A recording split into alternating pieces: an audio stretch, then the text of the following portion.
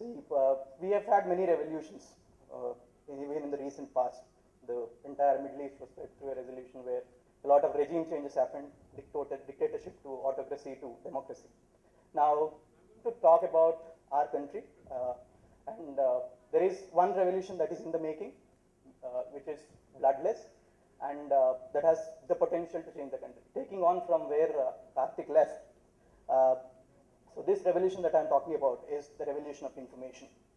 So through this talk, I'll take you through what it can do, the potential possibilities, and how it can change the way our democracy can function.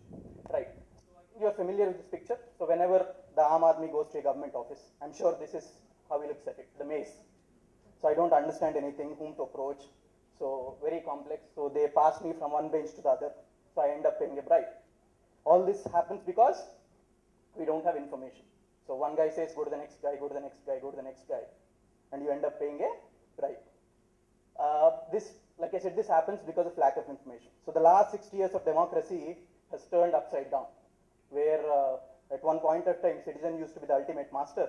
Now citizen is, the politician and the bureaucrat is the ultimate master. The citizen is at their mercy.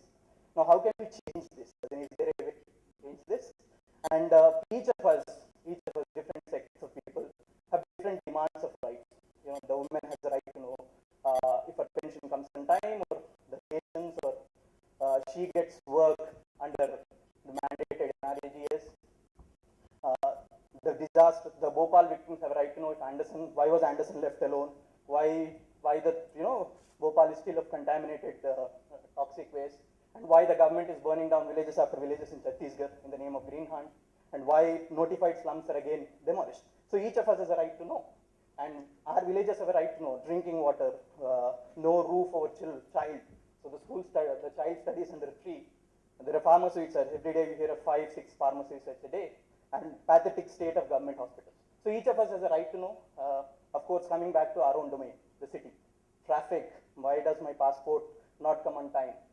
Drinking water. So all these questions, all these demands for information. So what could be the solution? Is there a solution by which we can transform our democracy? Yes, there is. And this is right to information, something that has the potential, if used properly, to change our country, how our country functions. Now, what has right to information done in the last so many years? 7 years it has been in use. So it has done quite wonderful things, like it's in the following slides.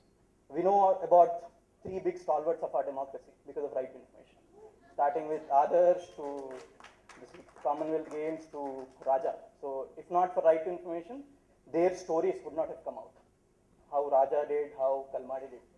Kalmadi is very famous. I like him because there is a saying in Telugu which says, Kadedi Kalala Kanakam. So Kalmadi proved that nothing is ineligible for corruption, starting from toilet paper in the CWG games.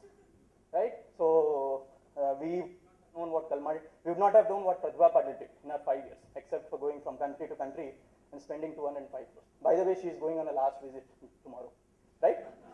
And because of RTI, Pratibha Patil was forced to forego that land, post-retirement land. So all that because of one RTI application. Some of you might have attempted CAT. You know the selection criteria much before you write the exam. That is possible only because of RTI.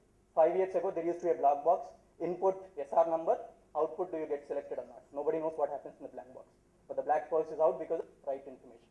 And this, during the Telangana agitation, there used to be 2 platoons of CRPF in front of Arts College. Imagine 2 platoons of army in front of your apartment. How do you feel? So is it to control or suppress an agitation? This again out because of right to information. Right, a lot of success stories of right to information. I don't want to go into details. Delhi Jal Board, PDS scams, various ways in which right to information helped us solve problems, helped us make the system better. Right to information has definitely helped make certain things better in the government, like you know, the service delivery has become better, government record maintenance at certain places has become better, and it has exposed blatant misuse of power at various fora and initiated corrective action, like the Pratibha Patil case, where she kind of encroached army land, she was supposedly encroaching army land. Now, what does it take to be part of this revolution? Now, I call it the 10 rupee revolution. I'm sure all of you have 10 rupees in your pocket.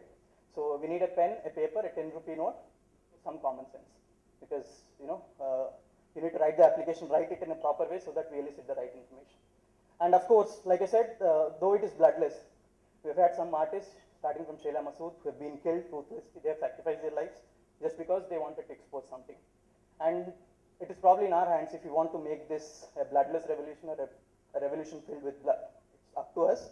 And finally, to end it, right to information is, you could say it's a fire, and people use fire in different ways. Some of them use it to smoke a cigarette, to probably, light a lamp. There are various ways. The opportunity is ours. And right to information has the real potential to transform democracy and to reclaim our democracy. Thank you.